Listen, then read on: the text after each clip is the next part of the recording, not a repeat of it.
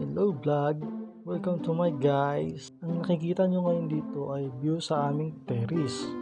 Maraming kasing nagre-request sa akin na mag-vlog ako dito sa Poland. So tara, samahan nyo ako at iikot ko kayo dito sa aking lugar. Ito nga pala ang mapa ng Europe. At makikita nyo yan, ang Poland. Diyan sa Poland, marami din siyang mga city. Nakikita nyo yung blue na yan? Yan, i-wide natin. Diyan ako naka-base sa Mixtat.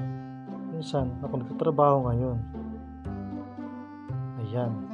Yan ang Mixtat. So tara, iikot ko kayo dito sa amin. Tara guys, labas tayo ng bahay. So mapapansin nyo guys is napambahay lang ako. Kasi hindi naman ganong kalamigan dito ngayon sa Poland. Medyo summer pa. Next month pa ang winter. Marami tayong bike dito guys. So kahit anong pwede natin dito gamitin. Yun nga lang, pag masira, gagawin mo. Pili tayo dito. So piliin natin itong paborito kong gamitin, yung maliit. Yan, para lowered lang. Maganda siya gamitin kasi komportable. Yan. Tapos tayo ng gate.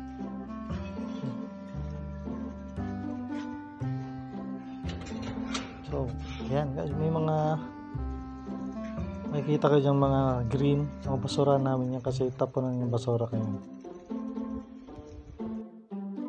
Nakikita nyo yung greenhouse number 7 yan, hindi yan ang bahay namin. Ang bahay namin ay nasa likod. Yun yung basura ang kanina. So yung gate ng lilibasan ko. Tapos nakikita nyo yung terrace na yun. Yan ang kwarto namin. Tara, ikot na tayo. Sorry guys kung ngayon ko lang kayo naikot dito sa aming lugar. Medyo busy kasi ngayon sa trabaho. Dito sa Poland, minimum siya ng 8 hours, minsan 2, minsan 4 hours. Pag mahina, pero kapag malakas na, yan, tagtagan na sa trabaho yan.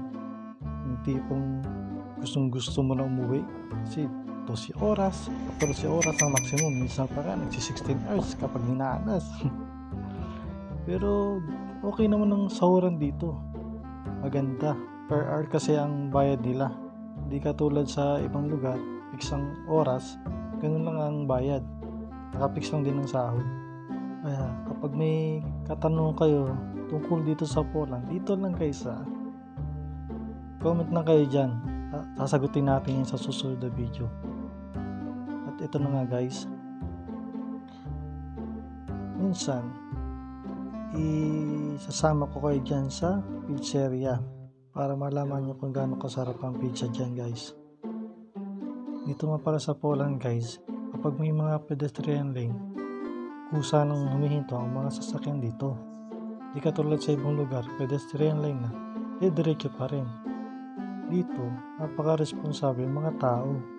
Kung kahit malayo pa lang sila, nakikita ka na nasa pedestrian lane, ay babagalan na nila ang kanilang andar. Talagang papatawin ka nila dyan sa pedestrian lane yan. At yan nga parang simbahan namin dito. Wala na akong masabi guys, hanggang dito na lang. Peace out!